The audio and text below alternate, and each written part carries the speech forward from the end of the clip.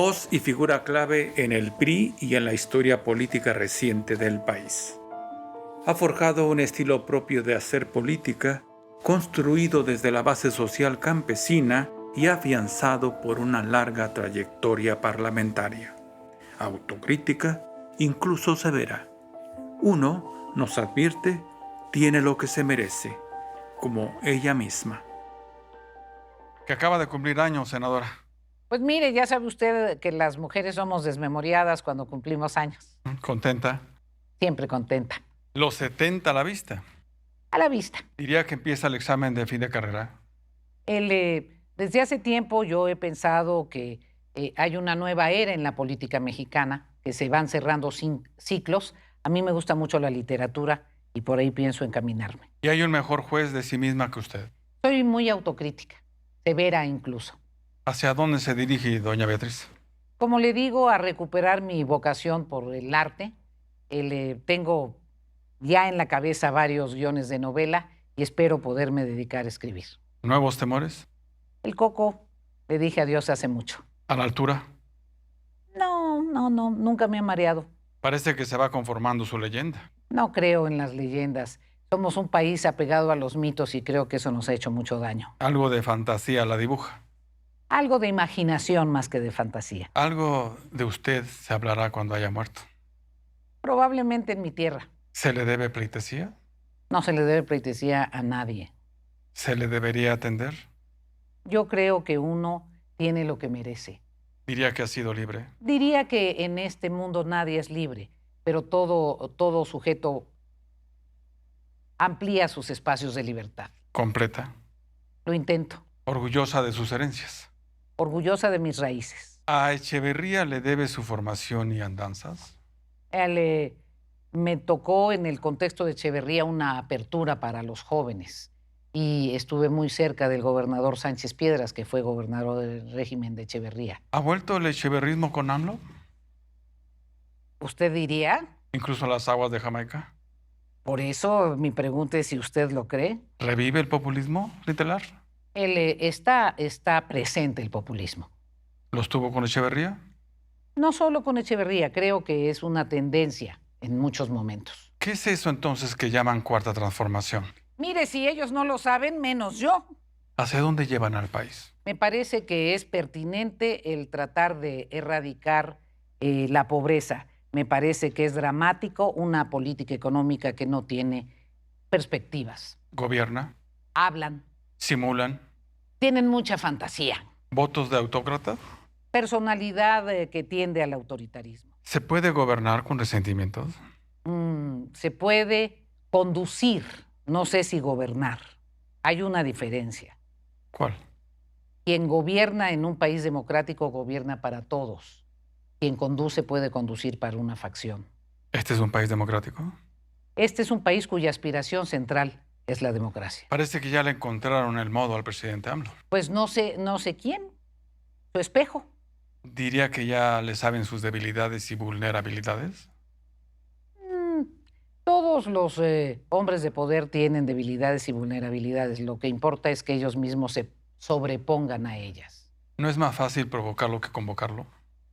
Sin duda, porque no cree en la convocatoria plural. Usted ha advertido que está trastocando los cimientos de la democracia misma. Yo creo que hay una confusión, que desde la visión del plebiscito hay una falta de respeto a la democracia representativa. Me parece que lo que hay es una confusión. ¿Y la democracia es un sistema o un método de gobierno? La democracia es una convicción. ¿En este país? En este país es lo que deseamos y uno tiene que luchar por sus ideales. Falta que nos diga que la democracia se la debemos al PRI. Y yo creo que la democracia se la debemos a todos los luchadores por la democracia, de todos colores. ¿El poder trastoca, doña Beatriz? El poder en México envanece. ¿Enloquece?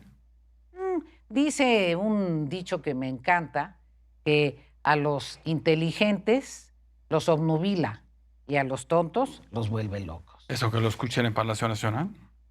No sé si escuchan en Palacio Nacional esto u otro. ¿Se está quedando solo? El político mexicano de Palacio siempre está solo. ¿El mayor daño hecho hasta ahora por el gobierno de AMLO? No me gustaría verlo así. Me parece que hay que tener una lente histórica. Hay cosas que no comparto, pero hay que darle tiempo a la historia. ¿El daño por venir? Creo que se tienen que tomar decisiones inteligentes en materia de política energética y de política económica si no podemos tener un desastre económico de magnitudes mayores. ¿La política de salud contra la pandemia tiene ya tintes de criminales? La política de salud contra la pandemia ha sido un fracaso dramático. Los mexicanos no la merecían. Aumenta la pobreza. No solo eso, me parece que hay cosas que se pudieron resolver a tiempo si se hubiese tenido la honestidad de reconocer que los planteamientos lópez-gatelianos tenían más que ver con la imaginación que con la realidad. Se mantiene la impunidad. En el caso de la política de salud contra la pandemia, evidentemente sí. Por cierto, ¿todo bien en el Senado? El Senado es un cuerpo vivo, vibrante. Eso significa que está bien. Sería terrible que fuera impávido y detenido. ¿Has sabido de algún tipo de acoso o abuso sexual? En el Senado no he sabido, probablemente esté desinformada, no lo conozco. Ya regresó el senador Félix Salgado Macedonio. Don Félix Salgado Macedonio regresó y es una sorpresa y como dicen, me parece que la historia no lo absolvió. Si violentara, ¿usted lo denunciaría? Si violentara en el Senado o donde fuera, desde luego. A él y a cualquier caballero. ¿Es un delito acosar y violar en este país? Es un delito formal, es un delito establecido en la ley. Lo que importa es que la cultura de permisibilidad se transforme y que haya una acción definitivamente distinta de los juzgadores. Eso que lo sepa en el Senado. Que lo sepan en todos lados. ¿En el Senado se logrará el contrapeso que lo dignifique? Bueno, se ha logrado. Fuimos esenciales para que la Guardia Nacional tuviese una composición. Hemos sido fundamentales con el bloque de contención para que no pasaran iniciativas de ley que no tenían sentido en ese momento desde nuestra perspectiva. Se ha hecho un esfuerzo importante. ¿Pasará la reforma electoral? Hay que conocerla. Yo no sé de qué estamos hablando. ¿Este gobierno mira al campo? Mira al campo, pero de lado. ¿Ya no quedan votos clientelares ahí? Al contrario, se ha reproducido un esquema clientelar en el campo. ¿Sabe, por cierto, cuántos campesinos trabajan para las organizaciones criminales en sembradíos? Me parece muy injusto decir cuántos campesinos trabajan. Me parece que eso implica condenar a los campesinos. Yo diría más, ¿por qué sin alternativas los campesinos ante la presión del crimen organizado tienen que involucrarse en sembradíos? Son dos ópticas de un mismo problema. ¿Y tenemos un registro de cuántos? No tenemos un registro de cuántos, perdóneme. Hemos insistido en que se realice el Censo Nacional Agropecuario. Se ha dejado de realizar los últimos años y eso me parece que encubre una dramática realidad. ¿Saben al menos cuántos jóvenes esclavizados en los laboratorios clandestinos? Yo no tengo los datos y me parece que si existen, no hemos tenido acceso a ellos. Preocupa. Es el problema mayor de nuestro tiempo en México. Narcoestado. Ese es el problema mayor de nuestro tiempo en México. ¿Tlaxcala es intocable? Tlaxcala es fascinante y jamás ha sido intocable, pero sí siempre hemos sido combativos para defender nuestra dignidad. ¿Tendrá rumbo con la nueva gobernadora? Yo espero que sí. ¿Amiga? Como todas las políticas de Tlaxcala. ¿Cuba es intocable? Cuba está pasando por una crisis dramática que tenemos que comprender con un largo angular. No es para un análisis sencillo de blanco y negro. ¿Patria y vida? La vida es esencial. ¿Volvería a vivir en Cuba, senadora? Sí. ¿Como embajadora o como cubana? Como ciudadana mexicana a la que le guste el Caribe, viviría en Cuba, viviría en Dominicana, viviría en cualquiera de las islas. Soy una apasionada del Caribe. Hasta Pablo Milanés ha manifestado su descontento con el régimen. Pero lo ha manifestado desde hace varios años, no es novedad. ¿Dictadura? Pregúntele a los cubanos. ¿Libertad en Cuba? Creo que es importante comprender el proceso cubano en todas sus dimensiones. ¿Cuántos muertos más valen la llamada revolución?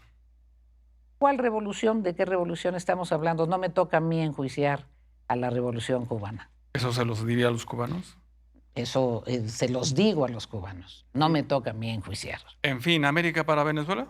América para América Latina, América para el continente americano, América para el desarrollo democrático de la región. Por cierto, Maduro, de ser mexicano, sería priista. Lo dudo, Maduro es militar y recuerde usted que los militares no son militantes de partidos. En fin, ¿usted llegó a ser priista por obligación o por convicción? Yo soy militante de la Confederación Nacional Campesina, soy militante del movimiento campesino.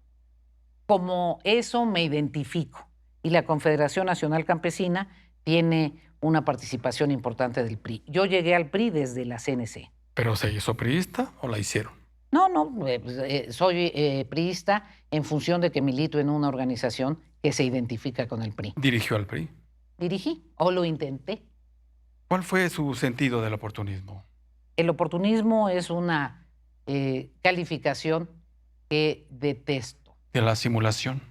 Me parece que es una de las cuestiones que más daño le han hecho al país. Ha dicho que el prismo es una cultura política, El priismo es una cultura política. que todos tenemos algo de priistas. Hay un juego de palabras, el pequeño priista que todos llevamos dentro. ¿Lo sigue llevando?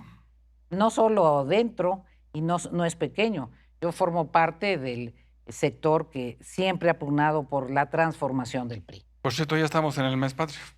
Así es. El PRI es así porque así es México, sentenció Carlos Salinas de Gortari. Yo creo que el PRI corresponde a una realidad histórica del siglo XX y me parece que es indispensable su transformación profunda, como la de todos los partidos políticos, no solo los del PRI. ¿Cómo está Carlos Salinas? No lo sé. ¿No se han visto?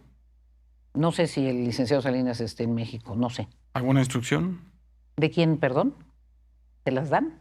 Acaba de decir el presidente que él es el que mece la cuna en el INE. El presidente a tener idea de quiénes son nodrizas, pero yo nunca he sentido que el INE sea un bebé. El poder aturde. El poder, ya le dije, a los inteligentes los obnubila y a los tontos los vuelve locos. Eso que lo escuchen en el Palacio. Ojalá escuchen. Seamos serios, ¿qué está pasando en el PRI? Está pasando que hemos superado varias crisis que, como cualquier partido que perdió la presidencia de la República en el 2000, que regresó al poder, que volvió a perder la presidencia, ha estado sometido a un nivel de presión y de tensiones muy serio y que ha hecho lo posible por acompañar a sus militantes en su recuperación. ¿A dónde lo llevan? Ahorita están construyendo una alianza opositora. Si las alianzas no serían nada. Yo creo que las alianzas potenciaron a los partidos, pero que ninguno de los partidos que participó en ellas desdibujó su identidad. A propósito, ¿es verdad que el PRI de Peña Nieto movilizó 10 millones de votos para el triunfo de AMLO en 2018? No lo creo y no sé de dónde se sustenta esa argumentación. ¿No es ese el origen del pacto de impunidad? Yo no creo que exista ningún pacto de impunidad. Lo que creo que es fundamental es que el gobierno sea consistente entre su discurso y sus hechos. ¿Vendrá Gertz Manero por Peña Nieto? No lo sé, no platico con Gertz Manero de esas cosas. ¿En juego el 2023 en el Estado de México? Pues será una elección muy competida. ¿Opera bien Alfredo del Mazo? Es un gobernador responsable y serio. Insisto, ¿qué PRI se quedará?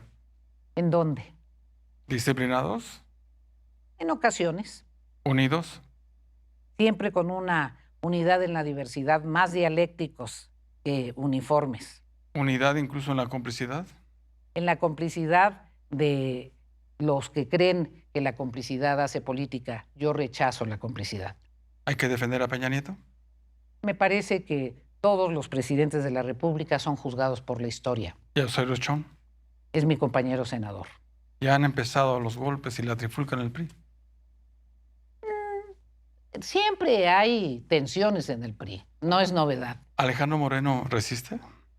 Alejandro Moreno está participando con sus habilidades, con sus limitaciones, pero está participando en la realidad de este contexto, de este momento histórico. ¿Va por México es su ancla? Yo creo que la alianza es mucho más que los personajes involucrados en ella. ¿Ganarán algo en el 2022? Seguramente sí. ¿Gobernaturas? Sí. ¿Cuántas? Hay que ver, hay que ver. Detengámonos. ¿Está el crimen organizado en el PRI? No. ¿Nunca lo estuvo? A mí no me consta que lo haya estado. Y como política profesional solo hablo de lo que me consta. ¿Los necesitarán? Me parece impensable. ¿Sus gobiernos los cometieron? Pues claramente más eficaz que los actuales. Vuelvo. ¿Qué ha entendido por política, senadora? Para mí la política siempre ha sido un medio para transformar la realidad, para que la realidad sea más justa. La política no es un fin en sí mismo para mí. ¿Ha sido el sentido de su vida? La política, más bien, el sentido de mi vida ha sido la vida. La política es mi actividad, pero creo que la vida es mucho más que eso. ¿Y esa actividad la ha hecho una mejor persona? He aprendido, he comprendido mejor a mi país, he conocido bien a México y eso ya es una gran aportación en mi formación. Por cierto, ¿la política hay que defenderla? La política hay que prestigiarla, esa es la mejor manera de defenderla. Es la forma civilizada de solventar las contradicciones, es la forma civilizada de superar los problemas. ¿Cómo? Con el diálogo, con el entendimiento, respetando las opiniones de otros, Sin mentir. indispensablemente sin mentir. ¿Su mayor virtud política? La paciencia, ¿Y la personal? mi alegría de vivir. ¿Su moral privada fue la misma que la pública? Mi moral pública es mucho más rígida y severa que mi moral privada. ¿La moral es un árbol que da moras? No, la moral es un sustento que florece si tienes ética. ¿La política la enriqueció? La política me enseñó. ¿Se enriqueció con la política? En términos monetarios o de patrimonio, desde luego que no. Nada. Nada. ¿Ni porcentajes por iniciativas a modo? De ninguna manera. ¿Por triangulaciones del erario? De ninguna manera. ¿Ni para el bien del partido? De ninguna manera. ¿Ni vía empresas fantasmas? Rechazo categóricamente cualquier vinculación con ello. Nada. ¿Todo lo bien ganado ha sido bien habido? En mi caso, sí. Eso lo sabe Santiago Nieto. Pregúntenle a Santiago Neto. No tengo ningún problema en mi conciencia. Ya vio que César Duarte demandó a Javier Corral por daño moral. No había visto. ¿Inocente César Duarte? No lo sé, que determine quien lo sentencie. ¿Sabe dónde está? No. Senadora, allá afuera dicen que se benefició de la nómina secreta de César Duarte. No es cierto. ¿Conoce a Raúl Jabalera? ¿Raúl Jabalera? La sonrisa de Beltrones. Bueno, cada quien tiene derecho a sonreír. Falta que salga Alejandro Gutiérrez de su encarcelamiento, ¿no? Yo tengo aprecio por el señor Gutiérrez. Si tuvo responsabilidades, que lo juzguen, pero me parece un ser humano que en mi caso merece aprecio. Se valora su lealtad. No sé, me parece que es terrible que algunos políticos tengamos amigos en el curso de la vida y cuando esos amigos son enjuiciados, se nos olvide que también tienen virtudes, que se les juzgue por sus defectos, pero que no se les estigmatice para siempre. Eso que lo escuchan en Palacio. Mire, ya quedamos que difícilmente escuchan. Por cierto, Maru Campo, la nueva gobernadora de Chihuahua, es de confiar. No la conozco, no la conozco, o sea, ni siquiera la he visto. ¿La Beatriz Paredes de ahora ha sido la de siempre? Se parece mucho la Beatriz Paredes de ahora a la de siempre. Estoy más gorda, ¿eh? Eso sí me pesa, estoy más gorda. ¿Amarguras? Algunas me hubiera gustado dedicarle más tiempo a la música, más tiempo a la literatura. Me hubiera gustado ser menos workahólica para cuidarme más en términos de salud. Creo que he sido trabajadora obsesivamente, pero no soy una gente que tienda ni a amargarme ni a tener rencores. ¿Ni en las mañaneras? Mire, respeto a quienes las escuchan sistemáticamente. Yo prefiero que me pasen una síntesis de si hay algo conceptual. Lo trivial, lo que tiene que ver con los distractores, mejor no me involucro. ¿Ya piensa que se acabó este sexenio? No. Tiene 3 años muy fuertes para adelante. ¿Qué años vienen? Años difíciles, años en que ojalá se aprenda de los errores, ojalá haya una capacidad autocrítica, ojalá se abran espacios de diálogo. Y a río revuelto, ganancia de priistas. Yo no veo la vida a la luz de los partidos políticos. No le digo a la gente priista, ni panista, ni morenista. Yo creo que las personas son personas. De suerte que los intermediarios sociales son tricolores. Me parece que una de las expectativas esenciales de este gobierno ha sido que acabe la intermediación social. ¿De ellos dependerá el triunfo del 2024? El triunfo de quien sea el 2024 depende de que los ciudadanos salgan a votar. Si los ciudadanos desean que las cosas no sigan como están o que se inclinen hacia un sentido, es fundamental que salgan a votar. A propósito, quien controle el crimen controlará al país. Insisto que ese es el problema más grave y señalo que sería indispensable por el bien de la sociedad mexicana y de las nuevas generaciones que eso no suceda. ¿El crimen seguirá pagando las campañas? Yo no sé si las paga o si las pagó, y donde se hizo me parece que se debe aplicar la ley. ¿Usted no piensa que en 2024 el crimen organizado impondrá a su sucesor presidencial? Yo deseo que eso no suceda y creo que hay que actuar en consecuencia para que eso no suceda. ¿Un deseo es un acto de fe? Un deseo es una decisión de actuar en el sentido de cumplirlo. ¿Y ustedes lo van a parar? Yo aportaré mi granito de arena para que el Estado de Derecho prevalezca en el país. La militarización del país avanza, senador. Es un asunto también del gran debate nacional en el que tenemos que profundizar. ¿No estará pensando AMLO en un sucesor militar? No sé, no soy psicoanalista de AMLO. ¿Lo celebraría o lo combatiría? No corresponde a la historia democrática de México.